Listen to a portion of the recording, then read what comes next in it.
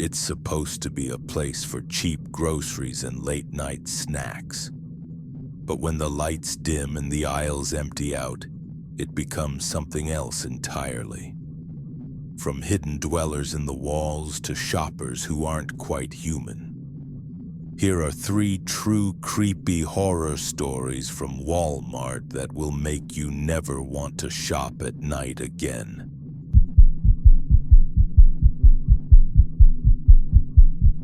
I worked the graveyard shift at Walmart for about 3 years. This was in a small town in Ohio, where honestly there's nothing to do at night except wander around a 24-hour supercenter. My job was restocking, mostly just facing shelves in the toy and electronics sections. Usually it's pretty boring, just the hum of the freezers, the flickering fluorescent lights, and the occasional weird customer. But that one night changed everything. It was around 3:30 a.m. The store was dead except for Earl, the janitor, who was buffering floors on the other side of the building. I was in the doll aisle. You know those boxes where the dolls are designed to look right at you? I was used to them, but that night, I felt like I was being watched by something that wasn't plastic. I heard a noise, not the usual sound of a box falling, but a soft, wet slap, like someone walking barefoot on linoleum. Hello? Store's open, but this aisle is closed for cleaning, I called out, thinking it was some teenagers messing around. Silence. I went back to work, but out of the corner of my eye, I caught movement in the gap between the Lego boxes. Someone was standing in the next aisle over. I could only see their feet underneath the shelving unit. They were bare, filthy, and blackened with grime, with toenails that looked like claws. I froze. The person was standing perfectly still. I decided to walk around the aisle to kick out whoever this homeless guy was. I rounded the corner, and it was empty. Absolutely empty. But the smell hit me instantly. A heavy, sickly sweet stench of rotten old meat. That's when I saw it. One of the bottom shelves where the big bicycle boxes were kept had been pushed aside. Behind it, cut directly into the drywall, was a hole. A crawl space. I shined my phone flashlight inside. There, in the narrow space between the walls, was a nest. Piles of stolen clothes, food wrappers, and photos. Hundreds of Polaroids of the employees, pictures of me. Me stocking shelves, me walking to my car in the parking lot, me sleeping in the break room. Suddenly, I heard that same wet slapping sound directly above my head. I looked up. Perched on top of the high steel racking, right under the ceiling, curled up in an impossible position, was a man. His skin was gray with dust, and his eyes, they didn't blink.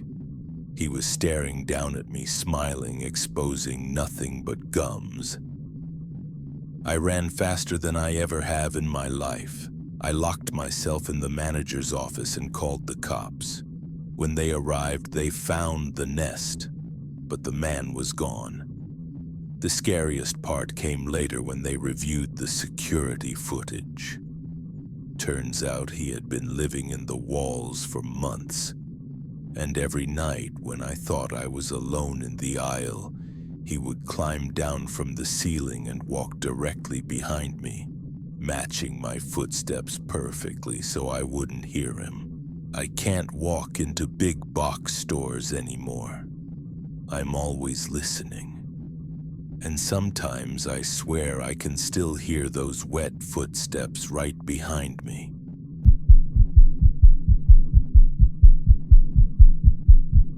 Have you ever noticed how the sound changes in a Walmart late at night? The hum gets heavier, like the air itself is getting thicker. This happened last Christmas Eve. Like a typical procrastinator, I went for a last-minute gift run at 11 p.m. I had my 5-year-old daughter, Emmy, with me. The place was surprisingly empty, just tired cashiers and a few zombie-like shoppers. We were in the apparel section. I was looking for a sweater for my husband while Emmy played hide-and-seek among the racks of long winter coats. Hearing her giggle usually kept me calm. "Emmy, come on out, we have to go," I said, putting a hanger back. "Mommy, look at this lady." Her voice came from deep inside a circular clothing rack. I smiled, assuming she found a mannequin. "Emmy, that's just a doll, come out." "No, Mommy, she's real. She's playing staring contest with me. She's winning because she doesn't blink at all." A cold chill shot down my spine. There was a strange, unnatural curiosity in my daughter's voice, mixed with fear. I walked over to the rack and parted the thick down jackets. Emmy was standing there, pointing into the center of the clothes. There, in the darkness between the coats, stood a woman. She was tall, wearing a filthy yellow Walmart vest that was way too small for her. She was facing Emmy, bent at an unnatural angle like a broken toy. Her face was only inches from my daughter's. Her eyes were wide, painfully wide, with burst capillaries flooding the whites with red. And her mouth, it was open in a silent scream, but the corners of her lips were twitching, trying to force a smile. "Excuse me?" My voice trembled. "You're scaring my child." The woman didn't move. She didn't even shift her gaze to me. But then I heard a sound, a low wheezing whistle coming from her throat like air escaping a punctured tire. "She said she's going to take me to the basement," Emmy whispered. "She said there are lots of other kids there." I grabbed Emmy's arm and yanked her back. In that split second, the woman moved. It was a sharp, jerky motion like bad stop-motion animation. Her hand lunged toward us. I saw she had no fingernails, just raw, bloody stumps as if she had been clawing at concrete. We ran through the entire store. I left the cart, left everything. At the registers, I started screaming for security. We went back there with 2 large loss prevention guys. The clothing rack was empty, but on the floor, right where she had been standing, was a pile of matted hair and a child's shoe. An old, moldy shoe that looked like it had been buried underground for years. The police said it was probably just a junkie, but I know what I saw. There was no insanity in those eyes, just emptiness. Sometimes when we go shopping now, Emmy squeezes my hand and whispers, "Mommy, the yellow lady is watching again." I turn around, but I don't see anyone. I hope I don't see anyone.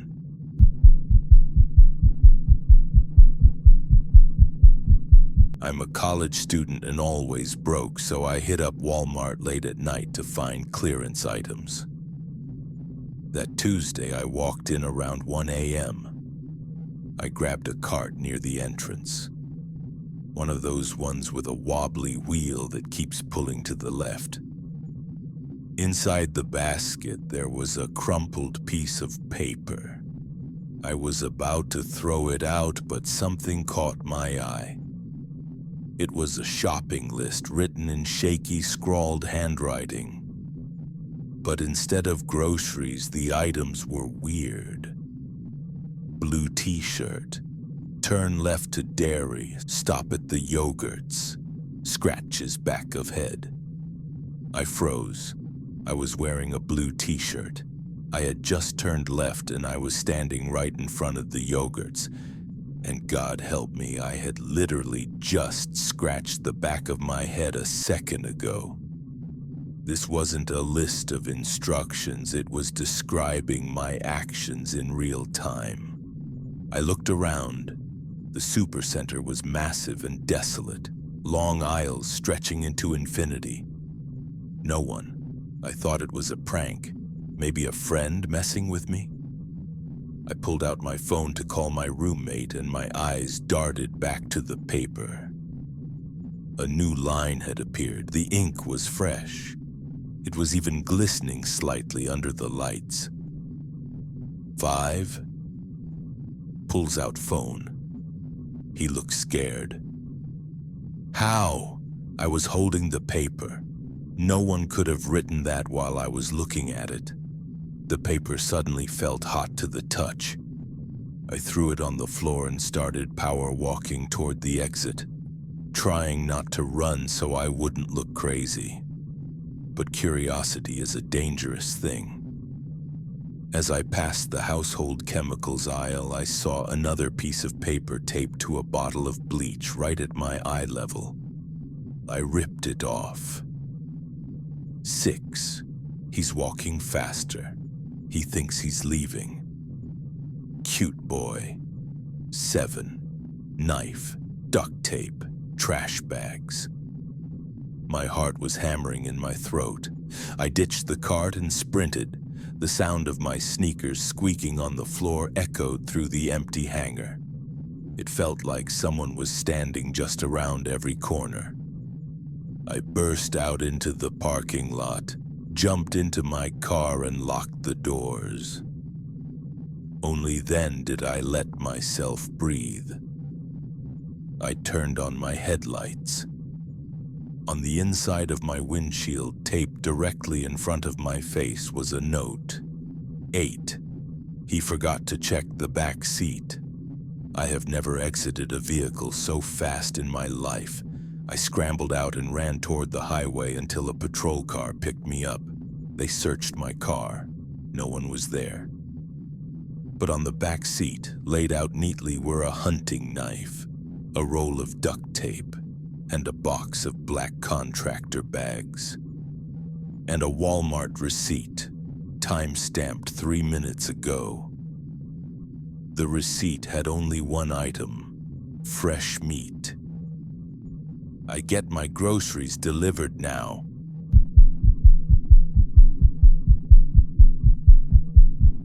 Huge thanks for watching. If these stories gave you the chills, hit that like button. It really helps the channel. And let me know in the comments, what's the scariest thing you've ever seen while shopping late at night? You might just be in the next video. Stay safe and stay out of the dark.